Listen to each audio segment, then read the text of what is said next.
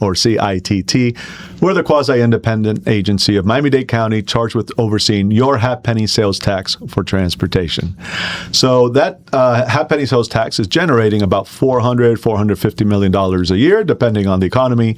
The bulk of that goes to our primary partners, the county's Department of Transportation and Public Works, DTPW. They manage the county's roads, bridges, and, of course, its transit system. But they do so much more than that, including special event management. So I'm really happy to have on the program someone with the Department of Transportation and Public Works, their Chief Planning Officer, and I have to say a longtime friend of mine who I actually went to school with, Lisa Colmenares. Dr. Lisa Colmenares, welcome to the program. Thank you so much, Javier, for the invitation. We are thrilled to be here and chat with you today. Yeah. So as I said, you're the Chief Planning Officer. So tell us a little bit about what that role entails within the department.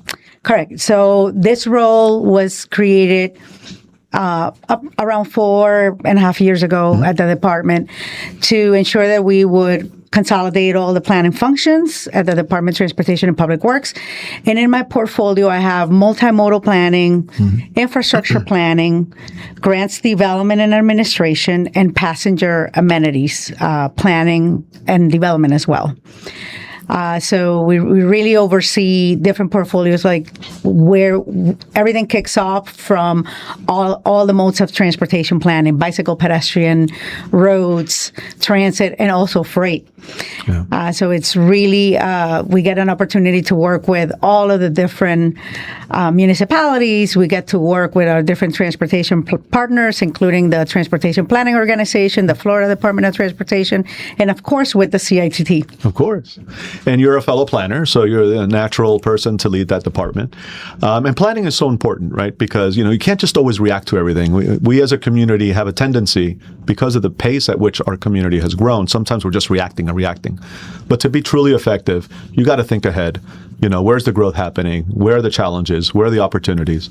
And lay out a plan that then we can kind of proactively follow, right? It's much more efficient and effective.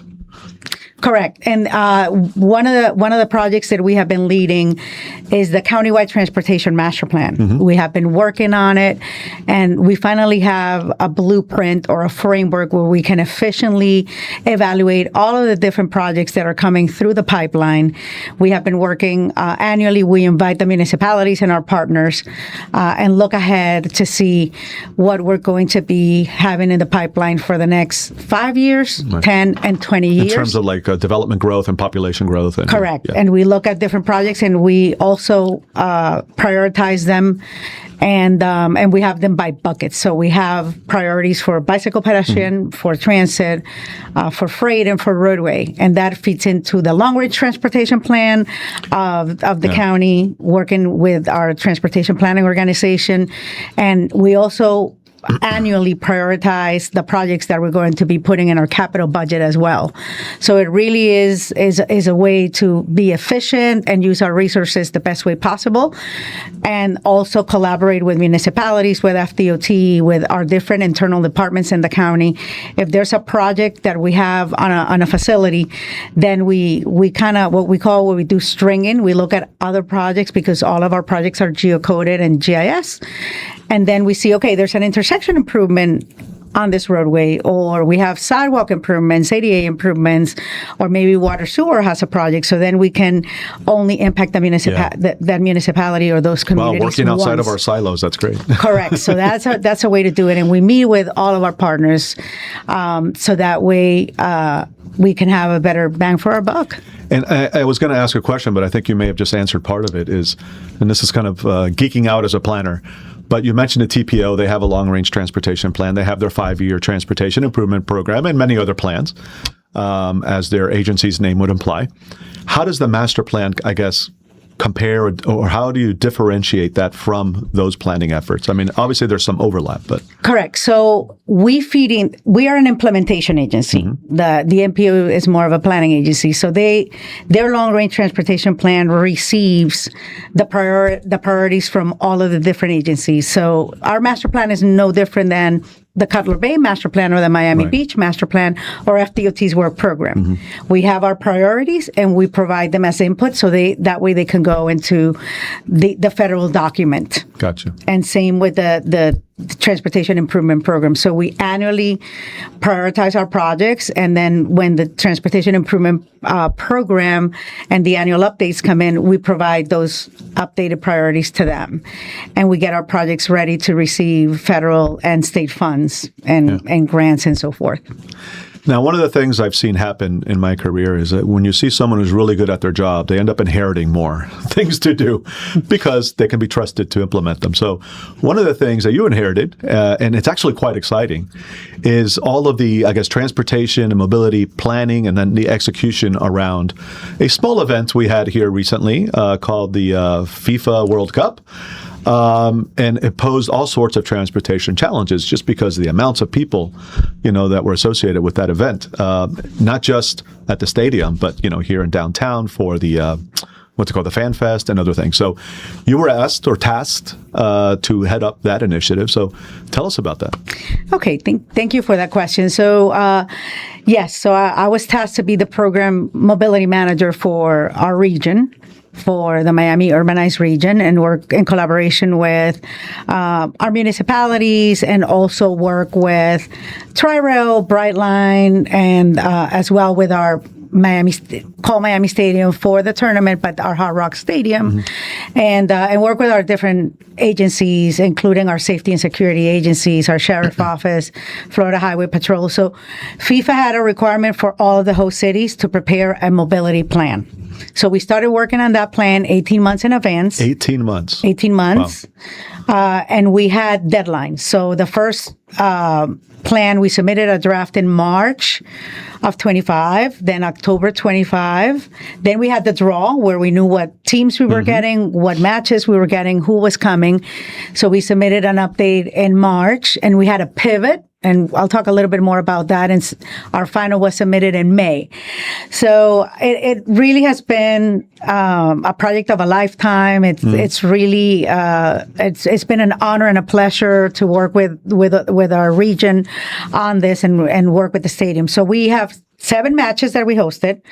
It was very interesting because from the gate, we knew that the Colombia-Portugal match was the most requested match, even more than the final. 50 million people had requested tickets for the match. Wow. Our stadium's capacity is 65,000. So we knew that it was very requested, followed by the Argentina match with Cabo Verde, which was also over 30 million people requested tickets for that match. And we also had the Brazil-Scotland match, also over 30 million people. So we had great matches that we hosted. Everybody was excited to come to Miami. And we had our fan festival that we also had to plan for. We were hosting 24 days of the fan festival at Bayfront Park. And we knew that we had the Metro Mover and the Metro Rail to support us, but that wasn't the case at the stadium. Right. So 2 very different scenarios. 2 very different scenarios, but we had great partners. So the basis and the framework for our mobility plan was, okay, we know that the Dolphins have already hubs. People take Tri-Rail, or they park at Golden Glades or at the Hard Rock, across the street from the Hard Rock Hotel, which we call Lot 70.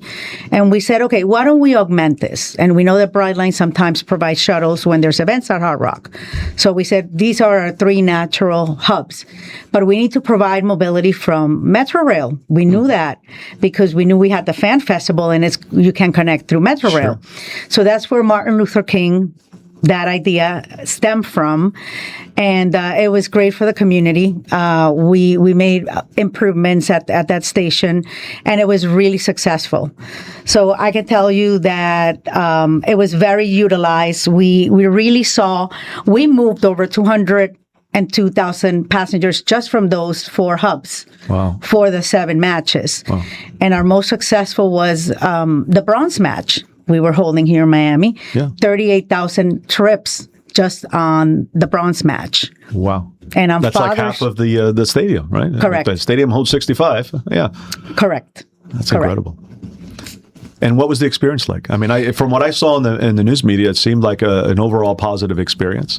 There were some challenges, obviously, with security mostly, but it wasn't necessarily the transportation. So, what looking back at it, how did you do? So we really were monitoring. So I'll tell you, we really were monitoring what was happening. So it was the first time that we were in the command center at the stadium. I was there for 6 out of the 7 matches. But our team was there the entire time. So Josiel, our deputy director, Josiel Ferrer Diaz, was there for the match that I was not there, but I still was at the stadium at the match. And our team was in communication. We also had our staff from traffic signals and signs, and we had cameras also, because we had deployed cameras along 22nd Avenue and 199 where the shuttles were coming. And so we can address any issues that were happening with traffic, and we also had signal priority for the buses. Right. And what we saw was that people were getting off the trains, either Tri-Rail or off the Martin Luther King station. And we had our staff, we had volunteers, we had our operational staff, and we had the stadium staff there.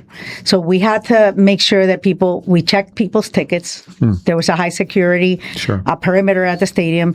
And then it was seamless. Once we had buses lined up waiting for the people, and people were very happy. The fans were chanting their chants and excited to go to the match. Everybody was friendly, and they had a great experience. We told people, you don't have to worry about driving, being stuck in traffic. You just come, we'll drive you to the stadium, and you can just enjoy yourself. So we saw numbers up to 60,000 people at the Hard Rock shuttle hub, and also at Golden Glades for the bronze match. So people were people were just taking these shuttles up to 6,000 on the inbound and out the outbound as well. And we saw the numbers that we saw from Brightline. We saw up to 47% of people coming from Orlando and then grabbing the shuttle to go to the match, and then going back to Orlando. And we knew we had to plan for that because we already had been monitoring during the preparation of the mobility plan that people would come from Orlando. Interesting. You know that tourists were coming. Because they fly in and out of, I guess, that airport instead. Maybe make a trip out of Disney while they're here, right? Exactly, the point. So we knew that from Club Cup. We had seen those percentages.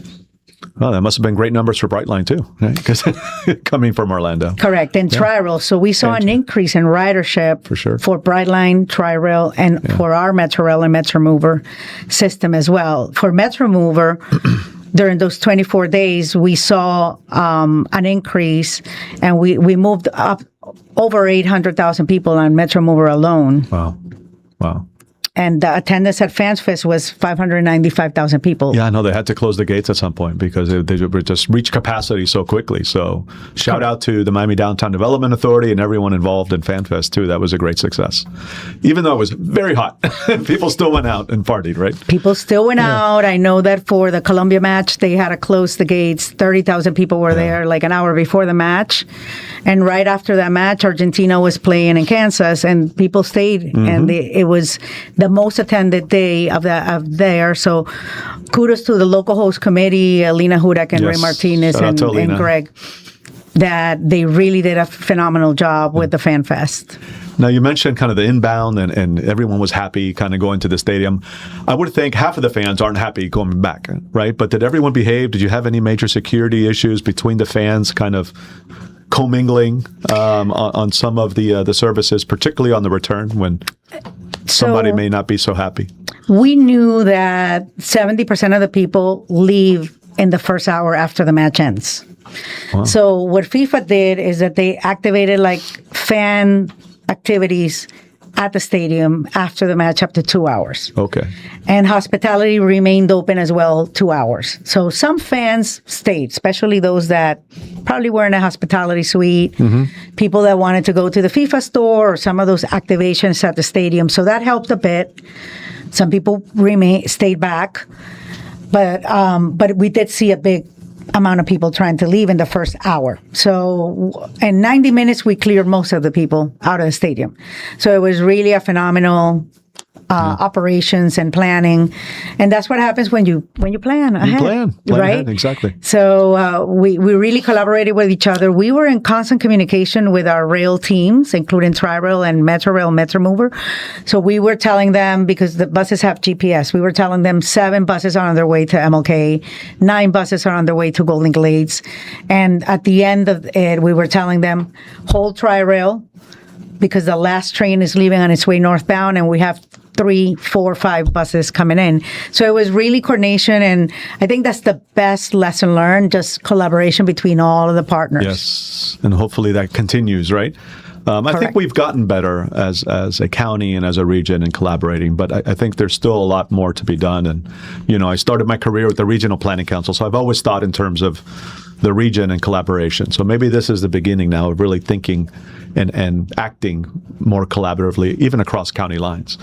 Are any of the structures that were put in place for this going to continue, like regular meetings with So hopefully, other partners? yes. We yesterday we had the stadium officials coming to our office. We invited them to meet with our team. We had our final meeting with our internal Department of Transportation and Public Works team. We invited them, and they're really hoping to move forward when there's large events, possibly college football or Formula One, and really activating these types of Good. activities and coordination to provide Metrorail or other activities with them, and definitely having us back in command with our cameras so we can collaborate with them. And we really have a good partnership, and good relationships were forged through this partnership. Excellent. Well, I'm happy to hear it's going to continue. Now, as any good planner does, after something, you kind of, before you look forward, you kind of look back and see how you did, and you kind of think about lessons learned, right? So I guess a 2-part question. Did you seek feedback from your writers? Like, was there like a survey or an app where people can provide their feedback? And what generally did that feedback tell you? And then what are some of the lessons learned that perhaps we can apply for next time? Correct. So we haven't launched a survey yet, but we have been monitoring social media, and that has been really positive, up to 86% positive or neutral. We also seek those messages, but we are launching feedback to obtain from our volunteers who were there. We also had personnel from the Goodwill Ambassador Program from the mayor that helped us. So we want to seek their feedback and see what they saw. They were there, boots on the ground, talking to all of the people that were there, and then naturally seeking some feedback from the different attendees that came to the matches and so forth, and how their experience was. But generally, we heard positive feedback. They really enjoyed having this option. We heard from some of the fans that they were very thankful that this option was available, and also that it was free. Because that was not available in all of the host cities. Some of the host cities were charging fees for transportation, and we were not charging them to get on the shuttles. Wow. Well, it sounds like a very exciting opportunity, and that you hit it out of the park. Well, it's a different sport. So you kicked it in the goal. I don't know what you say in soccer. So congratulations. And I have to ask, so who are you rooting for? Well, I have been a long-time Argentina fan since the times of Maradona and now Messi and the entire team. I have to say that they play with their heart, and they have a lot of passion, and I congratulate them on reaching a second final in a row. And I appreciate how they represented us, as well as all of the other South American teams, right? Brazil and Paraguay, Ecuador, and I think everybody did a great job. I think we are all a sentimental fan of Cabo Verde. I think they were the new revelation, and the underdog story, we're all fans of the Norway Row. I think that will stay. For sure. Right? Now every team's going to have to come up with something, right? Yes, I think we had a lot of favorites coming out of this tournament. Yeah, and congratulations to Spain for their second star. La Madre Patria. Yes. I was, of course, rooting for the States, but, once they were eliminated, Spain was my team. So I was happy to see them win. But great. So, let's do it again in 4 years, huh? What do you think? All right. I think there's going to be 6 countries that are kind of co-hosting the in 1930 the first World Cup was played in Uruguay. So Uruguay, Paraguay, and Argentina are going to host the first set of matches, and then it will go to Spain, Morocco, and Portugal. So that's going to be an exciting centenary World Cup, and hopefully we will be fortunate and we can attend. Well, maybe you've one of done these such a great matches. job here. We're going to ship you over there to kind of manage their transportation. What do you think? I don't think you we'll would see. decline that. More to come. Thank you, Javier, for your kind words and for always being a great partner. No, of course. And I think it would have been so much fun to be in that operations room. Did you ever get like a chance to kind of escape and just kind of take a peek at the game, or you were probably pretty well focused on the job, right? The first match was interesting. We had Saudi Arabia and Uruguay, and we had assigned 25 buses to MLK, and we saw that we had 3,000 people. So we had to send 50 additional buses. Yeesh. So we had in between when the match start, when the people sat down and the people leaving, we had to reassign, and even before that, we had to reassign, and that occurred the first 3 matches, like working together with the stadium staff. By the time that England and Norway were playing, we were kind of more relaxed. So I think I saw like 10 minutes of that. Huh? But 10 minutes more than most of us, right? So that's pretty cool.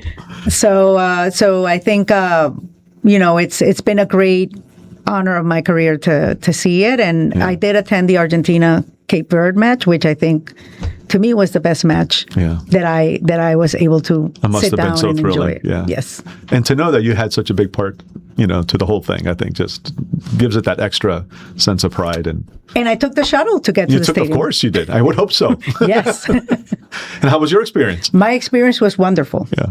Yep. Yeah. So I think what people don't understand is that FIFA is huge, right? But at the end of the day, the stadium still holds the same number of people that any other major sporting event, whether it's the Super Bowl or the college football championship or FIFA. So you now have the blueprint to kind of tackle those and just be much more efficient and effective. So hopefully when you attend any of these events in the future, you'll have a much easier time getting in and out. So please keep it up. All right. Thank you so much. So Lisa, any last words or any other things you wanted to talk about? I guess we want to continue collaborating with our municipalities. Mm-hmm. We're getting ready to finalize our annual update to our master plan. So we'll get ready for the new cycle, and we'll invite our 34 municipalities, our partners, to our municipal workshop, and we'll work with you as well, with our partners, and we will continue making this region the best region in the entire nation. That's it. Onward and upward. Yes. One thing I wanted to ask you about, I forgot, I apologize. Vision Zero. So I think that's another project that kind of falls under you, and it's something I know that's probably near and dear to your heart. So tell us about Vision Zero for those who don't know what it is. What is it? And what are some of the things that you're doing? Correct. So our Vision Zero program really has a goal to reduce or eliminate all fatalities by the year 2040. We have been working on our Vision Zero action plan, which has been adopted by our Mayor Cava. And right now we did receive federal funding from the U.S. Department of Transportation, $16 million, which we have matched. We also have partnered with the City of Miami Beach, and I know we had Jose Gonzalez here earlier, with the City of Hialeah, with the Miami-Dade TPO, with the University of Miami. And we have a program that we are going to be implementing, advancing 24 projects, and several of them already have cleared environmental and are moving into design and construction. Mm-hmm. We also are working with the Transportation Planning Organization to have some safety audits where we have prioritized our high injury network. And we also will be working with UM on some innovative telematics and getting some data to look at where there's conflicts and near misses, and also looking at where we have data that hasn't been reported through a police report. So we look at people that have gone to like the hospital rooms after a crash. So all of that data will help us really have a full picture and really make our infrastructure safer, and have more improvements and actions for our Vision Zero program. Yeah, desperately needed. We love to be number one on a lot of lists in Miami, but unfortunately, we're number one in bicycle pedestrian fatalities, and that's not a number one we want to embrace. So, thank you for tackling that. It's extremely important, and happy to see that things are moving forward. Yes. Thank you so much. And Lisa, thank you for everything. Thank you for being here. Thank you for what you do.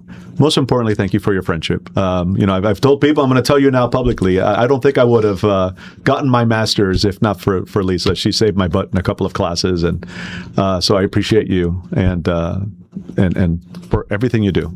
Keep up the great work. Thank you. It's all about teamwork and partnership. So thank you, Javier, for your friendship as well. It's been like a quarter of a century now. Oh my gosh! Let's not remind people. But yeah, time flies. Yes. Well, folks, I want to thank you for tuning into this episode of Mobility Matters. You can go back and watch all of our previous episodes. Oh my God, I think we're hitting like the 120th episode over a 3-year time span. So lots of good past episodes you can check out on our website, miamidade.gov/CITT. And please continue to watch. We have some great guests lined up through the end of the year. So please like, share, subscribe to the program. And finally, I want to thank our partners in this endeavor, Miami's community newspapers, and Zoni back here behind the screens who produced today's program. Thank you all very much. So, folks, that's